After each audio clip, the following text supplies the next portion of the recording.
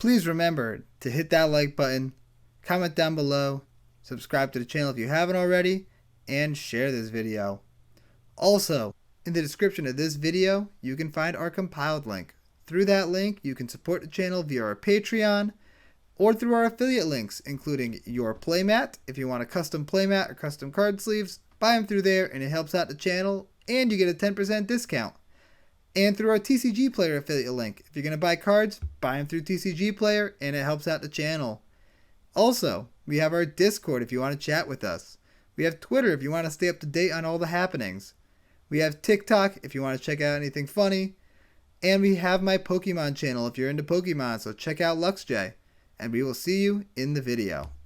How's it going, everybody? CJ here, back! Another video. We're doing a First Thoughts today. This First Thoughts is on Prosper Tome-Bound. Before we hop into that, though, remember we got the new giveaway going on. Giving away this other Dingus Highlander playmat. Yes, another playmat. I can sign it for you if you want. You can check out the compiled link in the description of this video to enter. All you gotta do is put your name in. You're entered. Easy, easy, easy. And this playmat is from Your Playmat. It's a website where you can get custom playmats and custom card sleeves like that and these. So if you want to get any custom stuff, check that out. You can check the compiled link for that. We got an affiliate link at 10% off. And we're gonna hop into this. Prosper Tome-Bound. We've got a lot of stuff to talk about here. This card, at first, when I first read this card, I was like, it seems fine. Doesn't seem too crazy. Like, it's okay.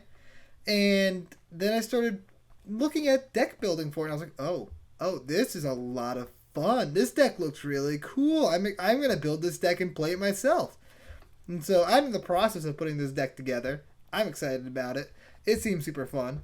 And the categories I'll be talking about today are ways to exile cards to cast. We've got permanent ways to do that. We have instant and sorcery ways to do that. And then we just have some cards that have mechanics that let you cast from exile. Then we have some treasure themed cards, some artifact themed cards, because I think this could actually be a pretty cool artifact commander, like an artifact reanimator commander. And then we got a bunch of one-off cards and in the 99. So we're gonna hop into this.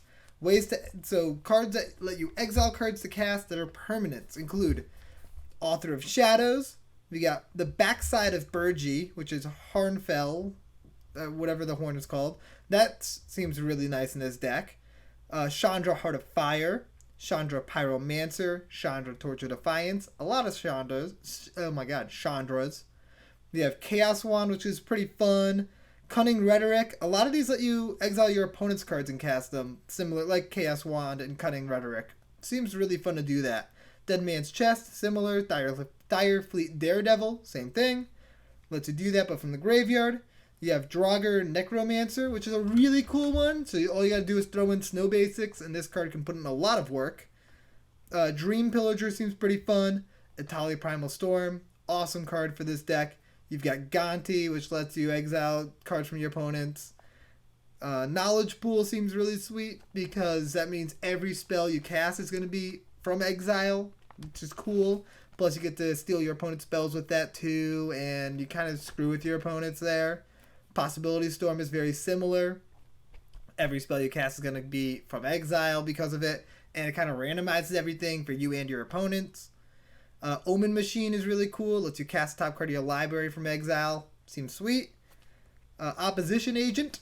If your opponent starts searching, you can flash it in, steal what they search for, and cast it yourself. Seems great.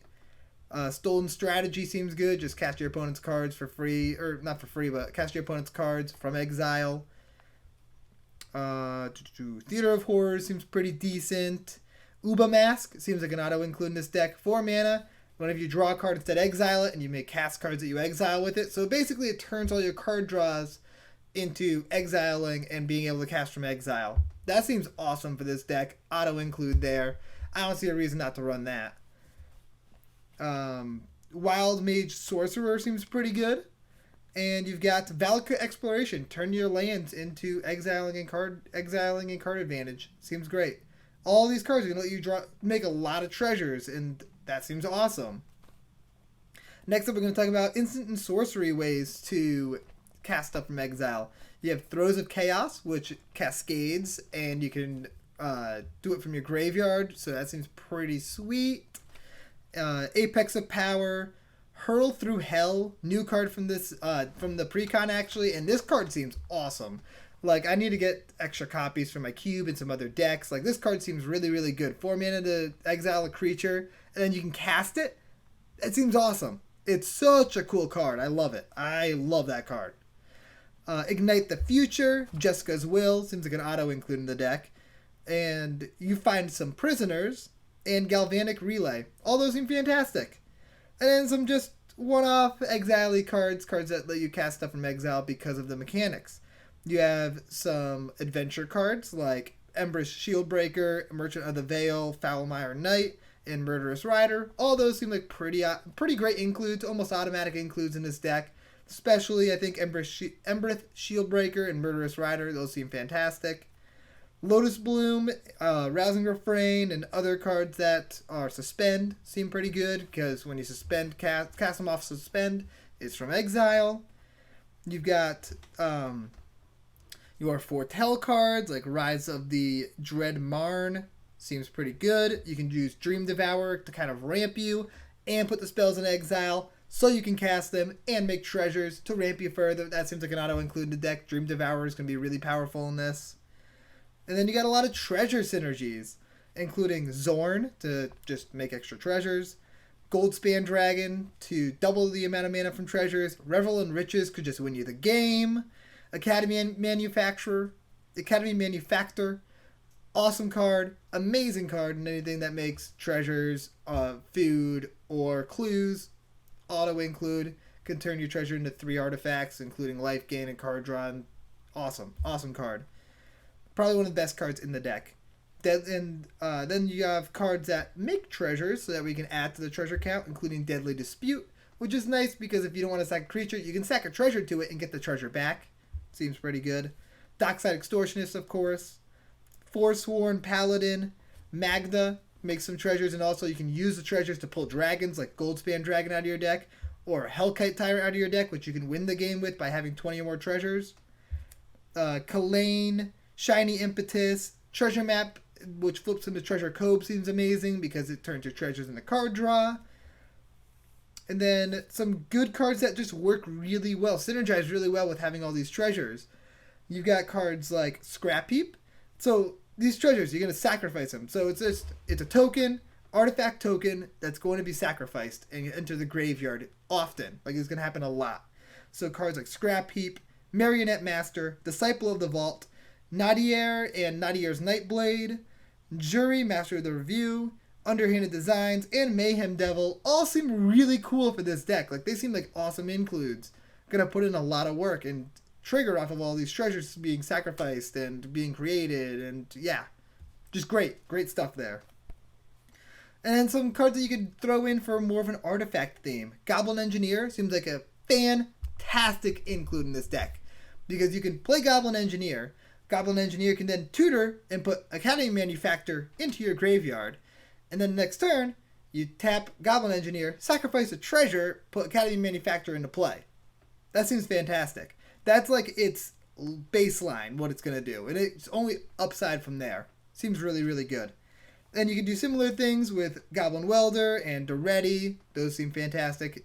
If you go with the artifact theme, just so you can get a lot of artifacts into your graveyard and switch them in and out with the treasures. Seems good. Brea's Apprentice seems pretty cool for this style of deck. Same thing with Kodotha Forge Master. That seems fantastic. Kodotha Forge Master might just be an auto-include anyways. It's just very powerful as long as you have a pretty good slew of artifacts to tutor out. And Trash for Treasure. And then some artifacts that seem like they would be pretty good for you to pull out of your graveyard. Include like Solemn Simulacrum. If you can bring that in and out of your graveyard, that seems great. Triplicate Titan and Worm Coil, same thing. Metalwork Colossus seems pretty good. Plus you can sacrifice treasures to just get it back. That seems great. You can throw in Darksteel Forge. Ugin's Nexus could be interesting. Like, there's a lot of different artifacts that you could throw into this that would just provide a ton of value. I like it. I think it could be a very, very cool strategy there. And now we're on to the one-off cards. Summoning Station seems pretty good. Basically turn your treasures into tokens. by, like, you sack a treasure, like, summoning station, create a token, tap it, create a token. Sack a treasure, untaps. Tap it to make a token. Sack a treasure to untaps. Seems pretty good. You've got trading post in Idle Oblivion, so that we can make, so that we can draw cards, either by sacking the treasure or just by the fact that you made a token. Means that you get to draw a card. Nettle Cyst seems pretty good. Make a creature really big based on the number of treasures you have. Seems nice. Gear per Aether Grid lets you turn your treasures into damage. Duretti Ingenious Iconoclast seems pretty interesting in this style of deck. Karn Sign of Urza, be able to make constructs. They get bigger with your treasures. Seems pretty good. And then cards for in the 99. Anya Falkenrath. Madness means that you're exiling the card. So this just lets you create treasures whenever you cast a card for its madness cost. Yidris, you're cascading. Similar thing there. Golos in the first sliver. Same type of thing. Like, you're just casting stuff from exile, so why not get treasures off of it? Seems pretty good. And that is everything I have for Prosper Tome-Bound. I hope you guys enjoyed this video, and I will see you next time. Peace out, everybody.